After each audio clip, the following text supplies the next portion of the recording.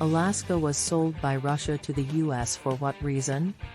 1. Alaska was difficult to protect.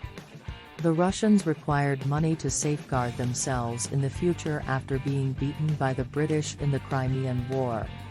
In order to avoid losing Alaska in a future conflict with the British, Russia's Emperor Alexander II decided to sell the colony. In 1859, Russia contacted both the British and the Americans.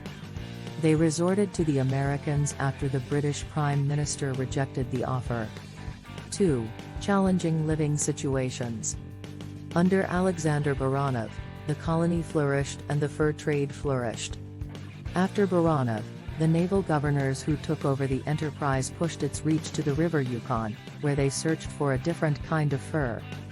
The RAC began relying on supplies from Russia in the 1850s after depleting the fur trade and drastically lowering the sea otter population.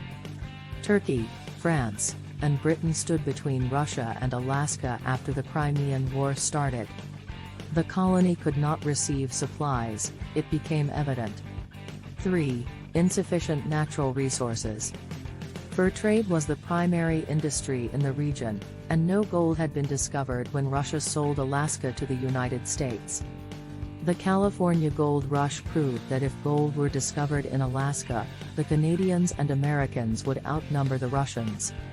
They were obliged to sell the colony due to the harsh living conditions and lack of resources in Alaska.